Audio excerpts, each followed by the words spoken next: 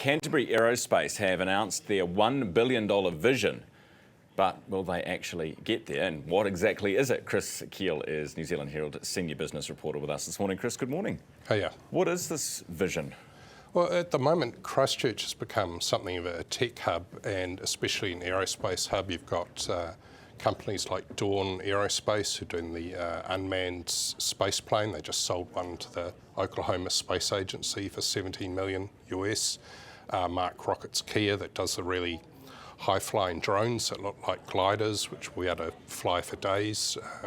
So it's already got to the point where it's a 400 million industry, and they want to more than double that to $1 billion, and they've got about 400 staff employed, and they want to ramp that up to 1,500 by 2035. And so they're all high-paying jobs.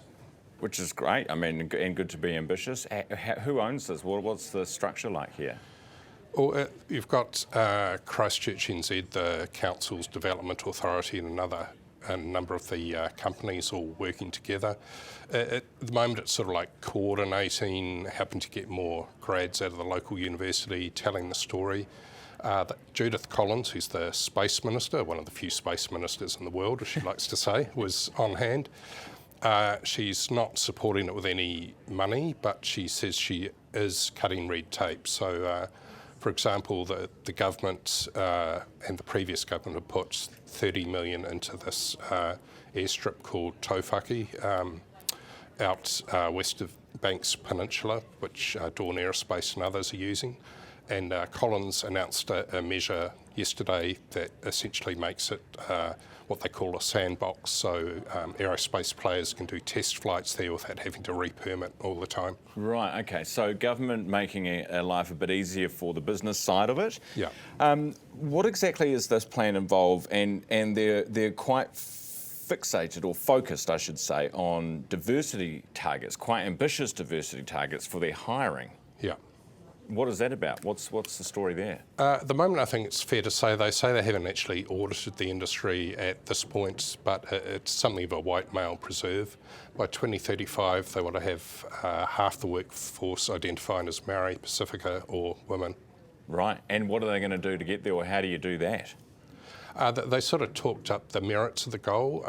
Rocket Lab isn't actually in Christchurch, partly because it is not carbon neutral. Back in the day when Rocket Lab was thinking of launching in Christchurch, of course they went up north. In the end, Eugenie Sage, who's a local MP at the time, hassled them about their emissions, which is partly why they were driven out of town.